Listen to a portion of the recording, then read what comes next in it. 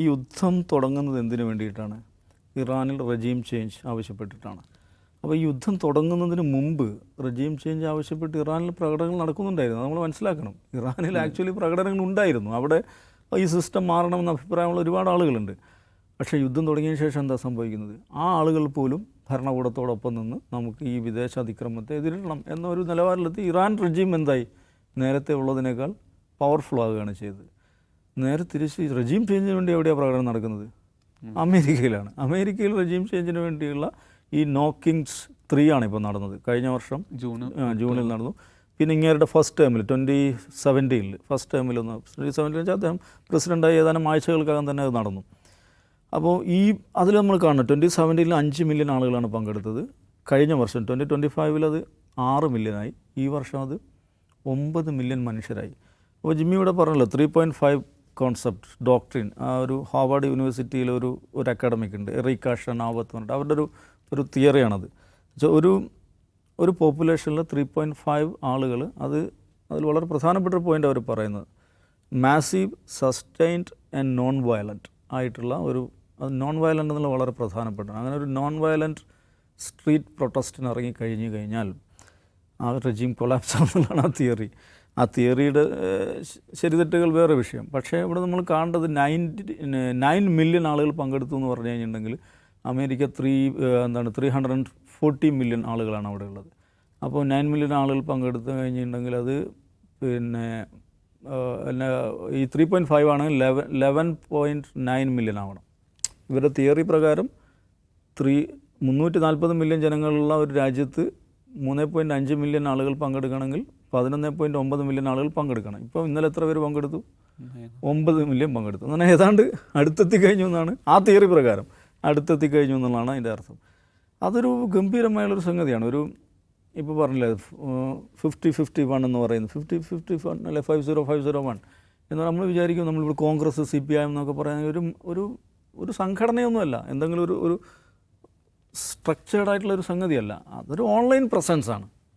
അത് ഇൻഡിവൈസിബിൾ എന്ന് പറഞ്ഞാൽ വേറൊരു ടീമുണ്ട്, അവരുമാണ് ഇതിൻ്റെ ഭാഗമായുള്ളത്. ഇതെല്ലാം ഓൺലൈൻ. ഇതിൻ്റെ ജില്ലാ പ്രസിഡൻ്റ് ആരാ, അല്ലെ ആ സ്റ്റേറ്റിലെ പ്രസിഡൻ്റ് ആരാന്ന് വെച്ചാൽ അതിനൊന്നും ഉത്തരവില്ല.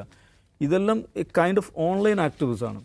ഈ മനുഷ്യർ അവരുടെ പ്ലാറ്റ്ഫോമുകൾ, വ്യത്യസ്ത ഡിജിറ്റൽ പ്ലാറ്റ്ഫോമുകളിലൂടെ ജനങ്ങൾക്ക് ഈ ആശയം കൊടുക്കുകയാണ്. എന്നിട്ട് ഇത്രയും മാസീവായിട്ട് ജനങ്ങൾ പങ്കെടുക്കണമെങ്കിൽ അറൗണ്ട് 2000 ഇവൻറ്റ്സ് നടത്തുമെന്നാണ് പറയുന്നത്. 2000 ഇവൻറ്റ്സ് സിംഗിൾ ഡേ. അമേരിക്കൻ ഹിസ്റ്ററിയിലെ ലാർജസ്റ്റ് മാസീവ് ഇവൻറ്റ് എന്നാണ് പറയുന്നത്. ഒരൊറ്റ ദിവസം 9 മില്യൺ അമേരിക്കക്കാർ തെരുവിലിറങ്ങി. അവരുടെ പ്രധാനപ്പെട്ട 3 മുദ്രാവാക്യങ്ങളാണ്. ഒന്ന് ഇറാൻ വാർ, അവിടുന്ന് പോരണം, ഈ പരിപാടി നിർത്തണം. രണ്ടാമത് ഈ ICEയുടെ അവരുടെ എന്താ പറയുക കുടിയേറ്റ വിരുദ്ധ നിലപാടുകൾ.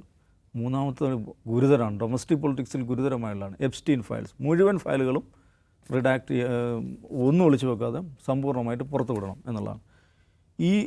ഇതിലൊന്ന് അത് അഗൈൻ നമ്മൾ ആലോചിച്ച് നോക്കുക. അമേരിക്കൻ സൊസൈറ്റിയുടെ അല്ലെ അമേരിക്കൻ ഡെമോക്രസിയുടെ ഒരു കരുത്ത് കൂടെയാണത് കേട്ടോ. ഇപ്പോൾ നമ്മുടെ രാജ്യം വേറൊരു രാജ്യമായിട്ട് യുദ്ധത്തിൽ ഏർപ്പെടുകയാണ്. നമ്മുടെ നാട്ടിൽ ഈ യുദ്ധം നമുക്ക് പറ്റിയതല്ല, ഇതിന്ന് പിന്മാറണം, ഞങ്ങളുടെ കൈ അതിനകത്തില്ല, എൻ്റെ ടാക്സ് മണി അതിന് ഉപയോഗിക്കരുത് എന്ന് പറഞ്ഞുകൊണ്ട് നമ്മുടെ നാട്ടിലൊരു പ്രകടനം നടക്കും. പ്രകടനം പോട്ടെ, ഒരു സെമിനാർ നടക്കും. നടത്തി അവൻ്റെ കഥ എന്താവും? അവൻ എവിടെ കിടക്കും?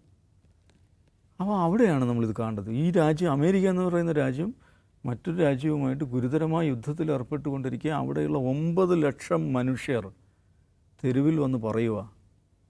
9 ലക്ഷം അല്ലടാ, 9 മില്യൺ എന്ന് പറഞ്ഞാൽ 90 ലക്ഷം, 90 ലക്ഷം മനുഷ്യർ തെരുവിൽ വന്ന് പറയുകയാണ് എൻ്റെ നികുതി പണം കൊണ്ട് ഈ പരിപാടി നടത്തും. ഇസ്രായേലിലും ഇസ്രായേൽ ഇത്ര മാസീവ് അല്ല.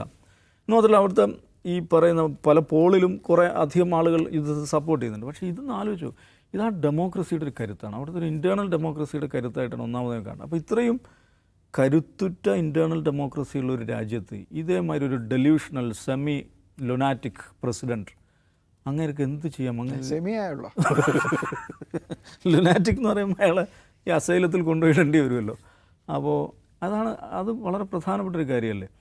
എന്നാൽ പിന്നെ അവർ ഈ പറയുന്ന ICE അതും എഗൻ എന്താണ്, നമ്മുടെ ഒരു ഭാഷയിൽ പറഞ്ഞാൽ രാഷ്ട്രത്തിൽ നുഴഞ്ഞു കയറിയ ആളുകൾക്കെതിരെയുള്ള ഒരു നീക്കം എന്നുള്ള നിലക്കായിരിക്കുമല്ലോ ഈ കുടിയേറ്റക്കാർക്കെതിരായിട്ടുള്ള ഈ മൂവിനെ വിശേഷിപ്പിക്കുക. പക്ഷെ ആ പരിപാടി നിർത്തണം എന്നുള്ളതാണ്. ഇമിഗ്രേഷൻ കസ്റ്റംസ് എൻഫോഴ്സ്മെൻറ്റ്, അതാണ് ഐ സി പരിപാടി നിർത്തണം.